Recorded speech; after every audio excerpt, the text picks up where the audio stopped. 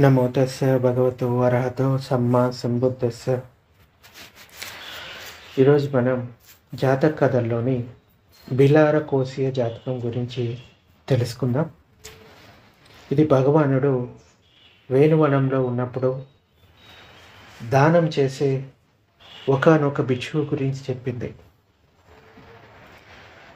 ఒక భిక్షువు బుద్ధ శాసనంలో ప్రవచించి దాతగా పేరు పొందాడు.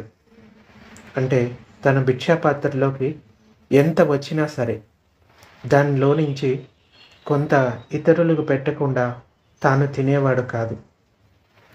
మంచినీరు కూడా ఇతరులకు ఇవ్వకుండా తాగేవాడు కాదు. తనకు ఏదైతే లభిస్తుందో దాన్ని మిగతా వారితో పంచుకొని తాను కూడా తీసుకునేవాడు. ఒకనాడు ధర్మసభలో కూర్చున్న భిక్షువులు అతని దానగుణం గురించి మాట్లాడుకుంటూ ఉండగా భగవానుడు అక్కడికి వచ్చి ఈ విషయం తెలుసుకొని ఆ భిక్షువుకి కబురు పెట్టాడు. అతను వచ్చాక భగవానుడు ఆ భిక్షువుని అడుగుతాడు, భిక్షు నీవు నిజంగానే దాతవా అని అడిగాడు. బంతే నిజమే అని ఆ భిక్షువు సమాధానం చెప్తాడు. అప్పుడు భగవానుడు, భిక్షువులారా, ఇప్పుడు ఇతను దాత, కానీ పూర్వం దానం పట్ల శ్రద్ధ లేనివాడు. గడ్డపరక కొస మీద ఉండే ఇంత నూనె బొట్టును కూడా దానం చేసేవాడు కాదు. అలాంటి వాడిని నేనే అప్పుడు సరైన దాన మార్గంలోకి మరల్చాను. దానం వల్ల కలిగే ఫలితాన్ని చూపించి కళ్ళు తెరిపించాను. చూసారా, నాటి దాన గుణాన్ని ఈనాటికి కూడా ఇతను వదిలిపెట్టలేదు అని అప్పుడు జరిగిన పూర్వజన్మ వృత్తాంతాన్ని భగవానుడు అక్కడ ఉన్న భిక్షువులకి వివరిస్తాడు. పూర్వం వారణాసిని బ్రహ్మదత్తుడు పాలించే రోజుల్లో బోధిసత్వుడు శ్రేష్ఠిగా పుట్టాడు. అంటే వ్యాపారస్తుల కుటుంబంలో పుట్టాడు. పెరిగి పెద్దవాడయ్యాడు. తండ్రి మరణానంతరం అతడు శ్రేష్ఠి ఆ పదవిని పొందాడు. ఒకరోజు అతడు కూడబెట్టిన ధనరాశుల వైపు చూసి, ఈ ధనం కళ్ళెదుట ఉంది, కానీ ఈ ధనాన్ని సంపాదించిన వారు మాత్రం కనుమరుగైపోయారు. కాబట్టి ఈ ధనాన్ని దానం చేయాలి అనుకున్నాడు. వెంటనే దానశాలలు కట్టించాడు. జీవితాంతం కూడా అతడు దానాలు చేశాడు.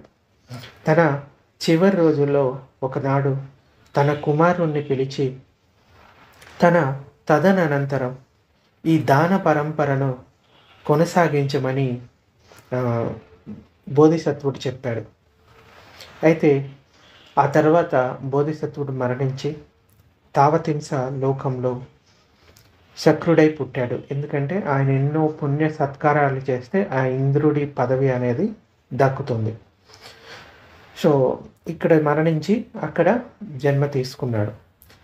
ఆ కుమారుడు తన తండ్రి చెప్పిన విధంగా దానాలు చేస్తూ జీవించి చివరికి తన కుమారునికి ఈ దాన పరంపర ఉపదేశించి కాలం చేసి అనంతరం ఇతడు కూడా సుగతిలో జన్మను తీసుకున్నాడు.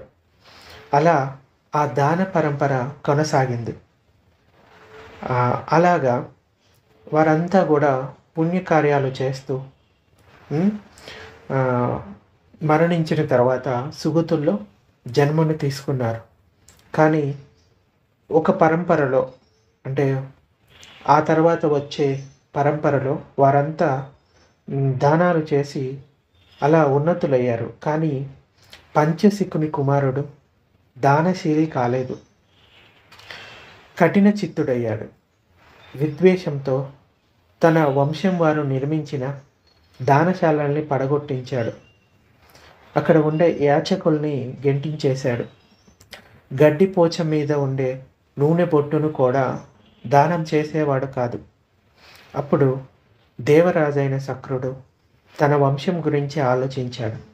తన తర్వాత దానాలు చేసి తన కుమారుడు ఇంకా వారి కుమారుడు ఇలా వాళ్ళంతా కూడా సుగతిని పొందారు. కానీ ఈ చివరి వాడు మాత్రం దానాలు మాని పాపకర్ముడయ్యాడని గ్రహించాడు. వెంటనే తన కుటుంబం వారందరూ, అంటే వేరు వేరు లోకాల్లో జన్మించిన వారందరినీ పిలిచి వారితో ఇలా అంటాడు, సౌమ్యులారా గమనించారా, మన వంశంలో ఇప్పుడున్నవాడు దానాలు మానేశాడు, దానశాలలకు నిప్పు పెట్టాడు, యాచకుల్ని తరిమివేశాడు, పాపం మూట కట్టుకున్నాడు. రండి, అతన్ని దారిలోకి తీసుకువద్దాం పదండి అని వారితో కలిసి వారణాసికి వచ్చాడు. ఆ సమయంలో ఆ శ్రేష్ఠి రాజు కొలువు నుండి ఇంటికి వస్తూ 7వ ద్వారం దగ్గర దారిలోంచి వస్తూ ఉన్నాడు. అప్పుడు శక్రుడు మిగిలిన వారితో, ముందు నేను వెళ్తాను, ఆ తర్వాత మీరు వరుసగా రండి అని ఆ శక్రుడు బ్రాహ్మణ వేషంలో వెళ్ళి శ్రేష్ఠి ముందు నిలిచాడు. అంటే ఎవరైతే ఈ దానాలు చేయకుండా వారి కుటుంబ పరంపరలో చివరివాడు ఎవరైతే ఉన్నాడో వాడి పంచశికుడి కుమారుడు అనమాట. సో అలా వాడి దగ్గరికి వెళ్ళి నిలిచి, ఏ మహాశ్రేష్ఠి నాకు కొద్దిగా అన్నం పెట్టించు అని అడుగుతాడు. బ్రాహ్మణ, పోవయ్యా పో, మా ఇంట్లో అన్నం ఇంకా వండలేదు అని ఆ శ్రేష్ఠి అన్నాడు. మహాశ్రేష్ఠి, నీకు ఒక పద్యం వినిపిస్తాను అని చెప్తాడు ఆ బ్రాహ్మణుడు. కానీ ఆ శ్రేష్ఠి ఇలా అంటాడు, నీ పద్యం వద్దు, పాడు వద్దు, ముందు ఇక్కడి నుంచి పో అని చెప్తాడు. అయినా వదిలిపెట్టకుండా శక్రుడు ఈ 2 గాథలను పలికాడు. వంట చేయనట్టి వానికంటే మేటి వంటరాని వాడే వసుధనందు, పరులకివ్వగలడు పాక నిపుణి కంటే దొరికినట్టి దొడ్డిగతిని అనుకొని విధముగా అతిశయము కొరకు జరగదు దానము జగతిలోన, పుణ్యం ఆశించి పురుషుడు చేయనట్టి దానమే ఉత్తమము ధరణియందు అని ఇలాంటి గాథలు చెప్తాడు అనమాట. అంటే దానానికి సంబంధించిన గాథలు చెప్తాడు. సో ఆ తర్వాత ఆ బ్రాహ్మణుణ్ణి ఇంట్లోకి రా, సరే ఏదో కొంచెం దొరుకుతుంది అదే తిందువు కానీ అంటూ ఆ బ్రాహ్మణుని లోపలికి తీసుకొని పోయి ఆహారం పెట్టాడు ఆ శ్రేష్ఠి. శక్రుడు అవే గాథలు పలుకుతూ ఇంట్లో తింటూ ఉన్నాడు. అంతలో ఈ శక్రుడి ఇంకొక, అంటే వారి వంశంలో ఉన్న పరంపరలో ఉన్న ఇంకొక 3 కూడా వచ్చారు కదా.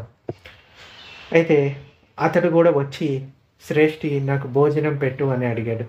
లేదు, నీకు ఇక్కడ భోజనం లేదు అని ఆ శ్రేష్ఠి అంటాడు. లోపల ఎవరో బ్రాహ్మణుడు కూర్చొని ఏదో పద్యం పఠిస్తున్నాడు, నేను కూడా పఠిస్తాను అని అతడు అంటాడు. ఈ పఠనం వద్దు, పాడు వద్దు, పద బయటికి పద అని ఆ శ్రేష్ఠి అంటాడు. అయితే ఇతను కూడా మారు వేషంలో బ్రాహ్మణుని వేషంలో వచ్చాడు కాబట్టి అతను కూడా కొన్ని గాథలను పలుకుతాడు.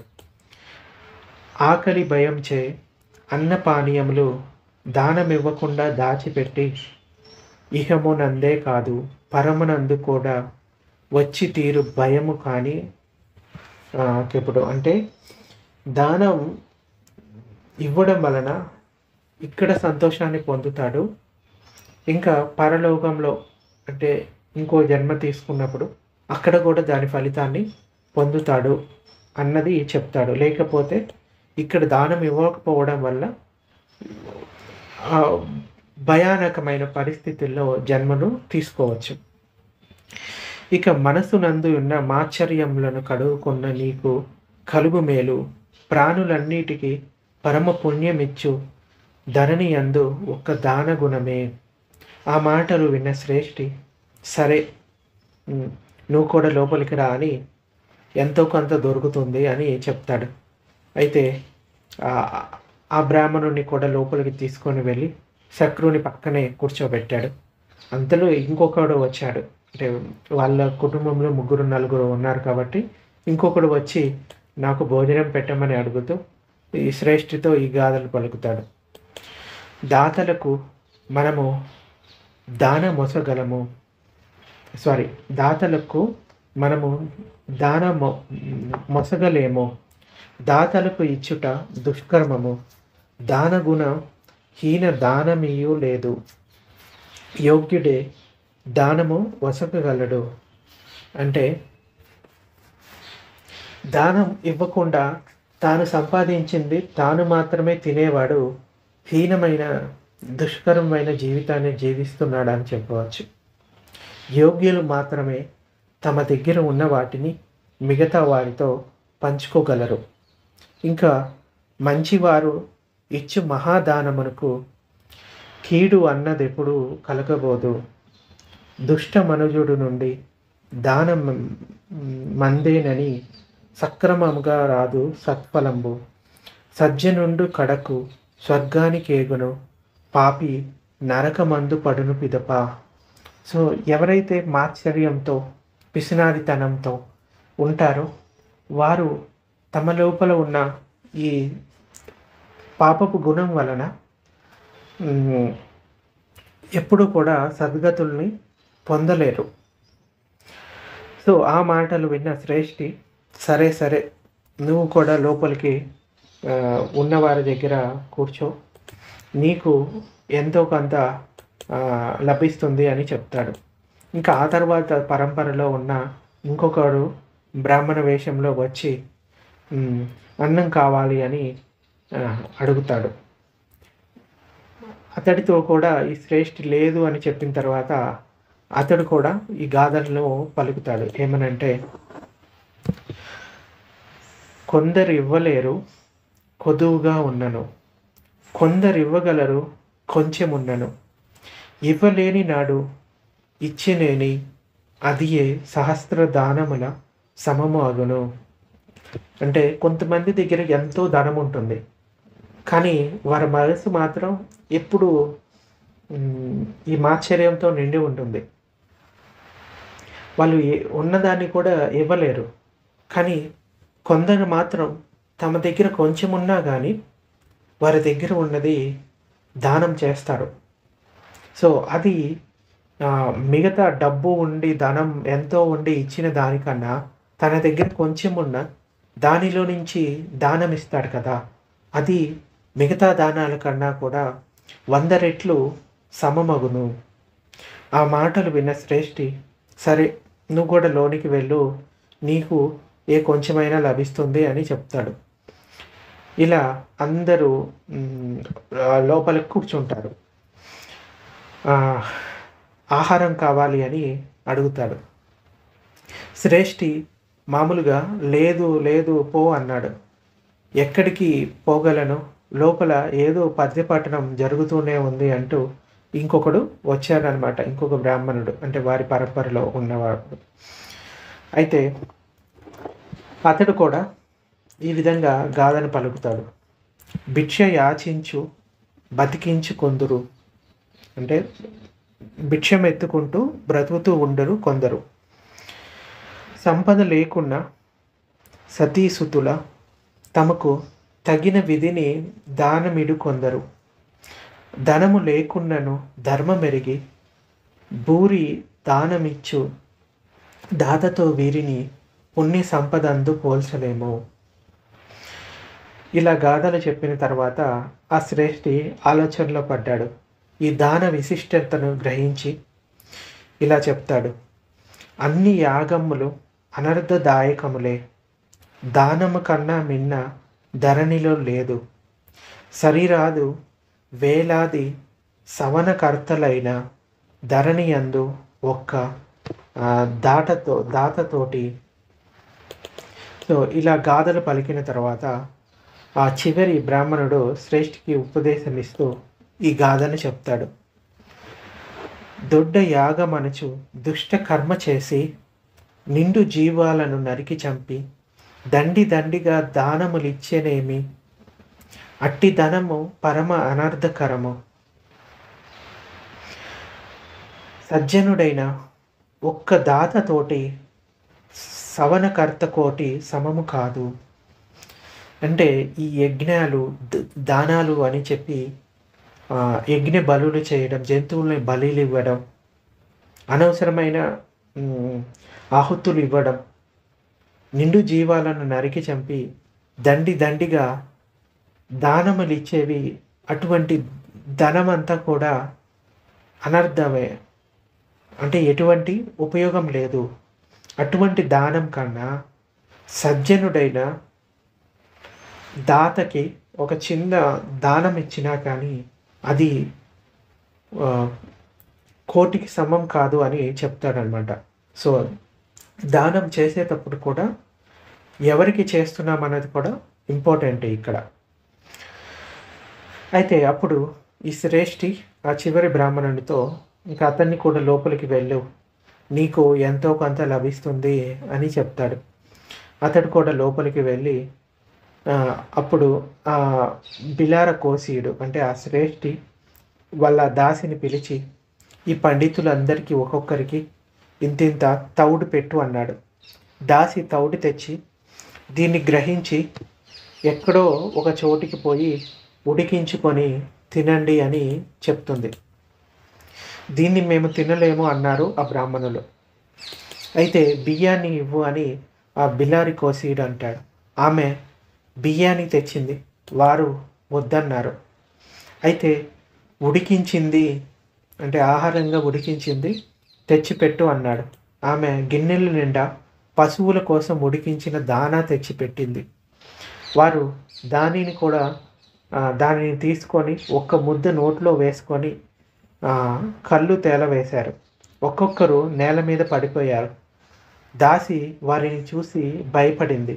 శ్రేష్ఠి దగ్గరగా పోయి, అయ్యా, తిన్నది వారికి గొంతు దిగలేదు, మింగుడు పడకపోవడంతో అందరూ గుడ్లు తేలేశారు, మరణించారు అని చెప్పింది. అప్పుడు ఆ బిలారి, నేను పెట్టిన పశువుల ఆహారం తిని చనిపోయారు, ఈ విషయం తెలిస్తే లోకం నన్ను నిందిస్తుంది అనుకున్నాడు. వెంటనే దాసితో, వారి దగ్గర ఉన్న గిన్నెలు తీసివేయి, మంచి వరి అన్నం, మంచి మంచి రుచికరమైన కూరలు, రకరకాల ఆహార పదార్థాలు తెచ్చి వారి యందు ఉంచు అని ఆ శ్రేష్ఠి చెప్తాడు. ఆమె అలాగే చేసింది. అప్పుడు వీధిలో పోయే వాళ్ళను ఆపి, చూడండి, నేను తినే ఆహారాన్నే వీరికి పెట్టాను, కానీ అది వీరు తిని చనిపోయారు, ఇందులో నా తప్పేముంది అని అక్కడ వాళ్ళతోటి చెప్తాడు ఈ శ్రేష్ఠి. వీధిలోని వారంతా వచ్చి గుమిగూడారు.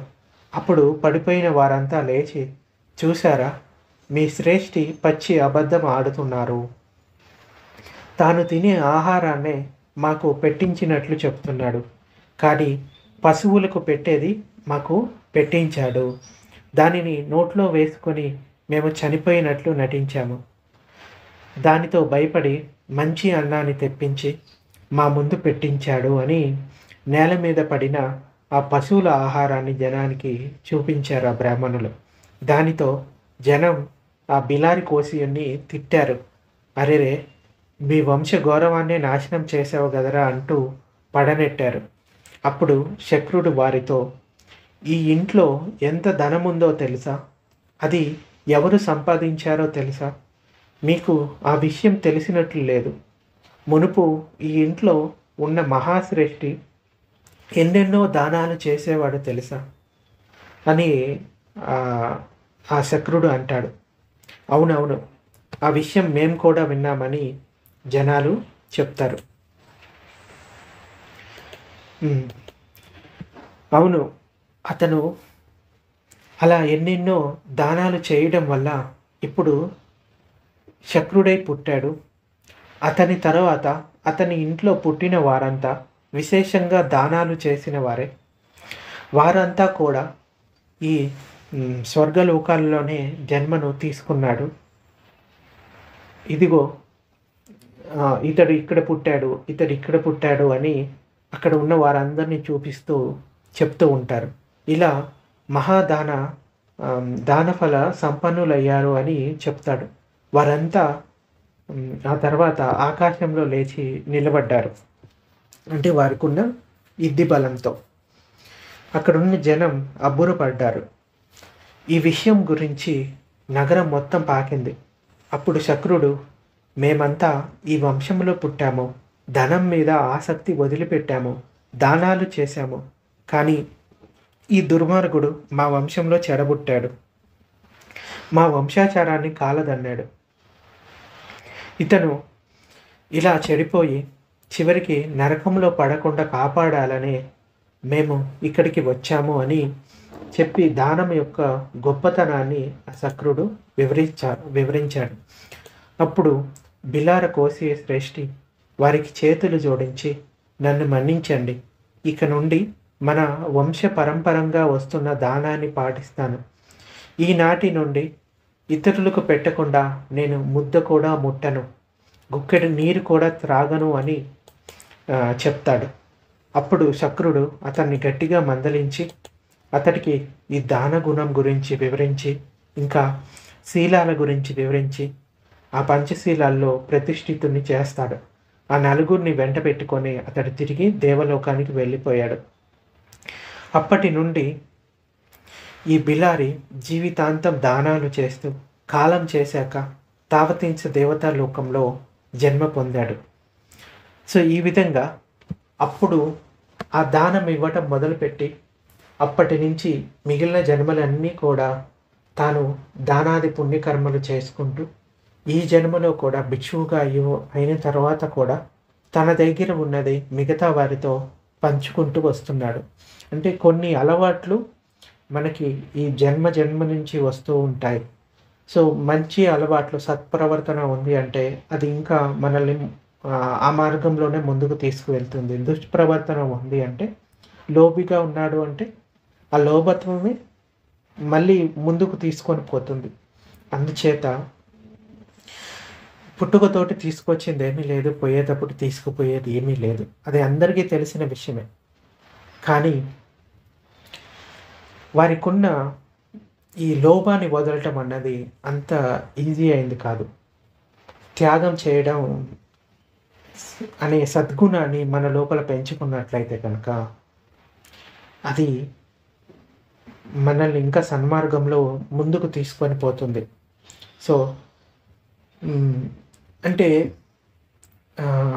బుద్ధుడు కొంతమంది భిక్షువుల్ని మెచ్చుకుంటూ ఉంటారు. ఎవరినంటే తమ దగ్గర ఉన్నది కూడా ఉత్తమమైన వాటినన్నిటినీ మిగతా సబ్రహ్మచారులతో పంచుకున్నప్పుడు తాను గొప్పగా చెప్తాడు ఆ భిక్షువు గురించి.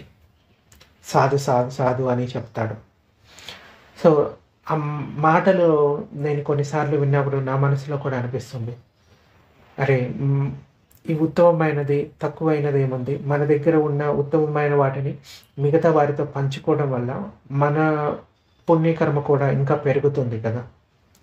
సో ఎప్పుడైనా నాకు అంటే నా జీవితంలో ఏదైనా ఉత్తమమైన దొరికితే నాకు ఏది అవసరమో అది మాత్రమే నేను ఉంచుకుంటాను.